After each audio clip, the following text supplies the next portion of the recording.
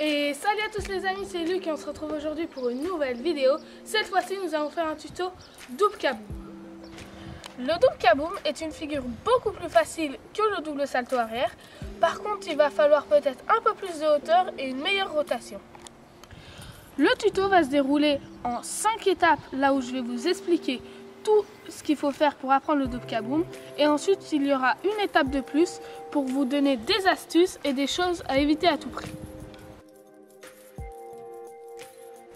La première étape est tout simplement un kaboom, même si je pense que si vous êtes sur ce tuto, c'est que vous savez déjà faire le simple et que vous voulez apprendre le double. La première étape, c'est-à-dire le kaboom, il faut essayer de le faire à l'arrêt et d'atterrir le plus haut possible, comme ça.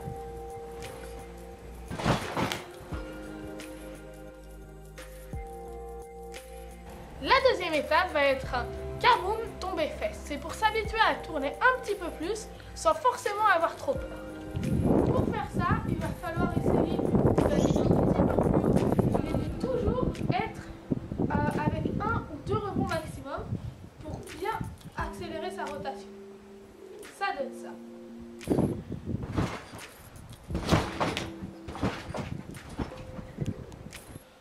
Pour cette deuxième étape, si vous réussissez à, après le kaboom et que vous êtes tombé sur les fesses, vous faire rouler sur le dos, ça va réussir à vous enlever votre peur.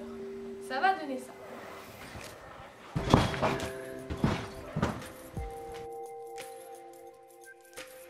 Quand vous réussirez bien la deuxième étape, vous pourrez passer à la troisième. La troisième consiste à faire un kaboom atterri de dos. C'est pas encore une prépa vu qu'on ne fait pas le pullover à la fin. Pour la troisième étape, il va falloir que vous commenciez à chercher beaucoup de hauteur et que vous dépassiez au moins les 1,5 m pour monter le plus haut possible sur le trampoline. Ça va donner ça.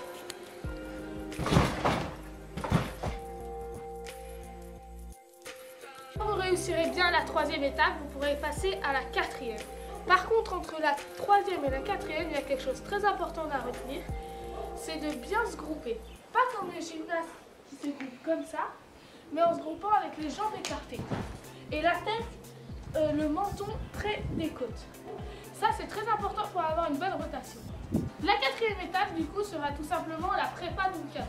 Une fois que vous serez atterri sur le dos après le kaboom tout simple, vous essayerez de faire un pull-over, comme ceci. En essayant d'atterrir sur le haut du dos.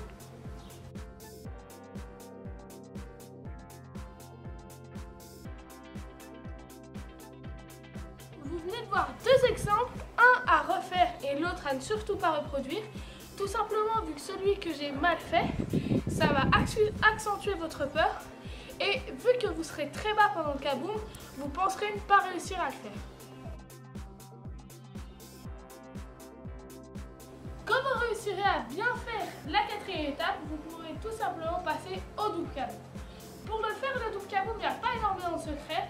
C'est 70% de montage. Il faut avoir vraiment, pour se lancer sans avoir peur. Et si vous avez peur de vous faire mal ou un autre truc, vous pouvez vous faire encourager par vos amis pour ne pas avoir de blocage ou sinon tout simplement qu'ils vous mettent un matelas. Ça, c'était le premier conseil, d'être encouragé et d'avoir un matelas qui va être en dessous quand vous êtes en train d'atterrir. Surtout, à ne surtout pas refaire, c'est de mettre le matelas directement sur le trampoline et sauter dessus. Ça va vraiment vous empêcher de rebondir et c'est possible que quand vous avez fait votre double kaboom, le matelas se soit tout simplement envolé de l'autre côté et vous atterrissez directement sur la toile. Un dernier conseil à vous donner, ce serait toujours avec des amis qui vous fassent un DB si vous avez peur de faire la figure et si vous pensez ne pas avoir assez de hauteur. Un DB, c'est tout simplement quand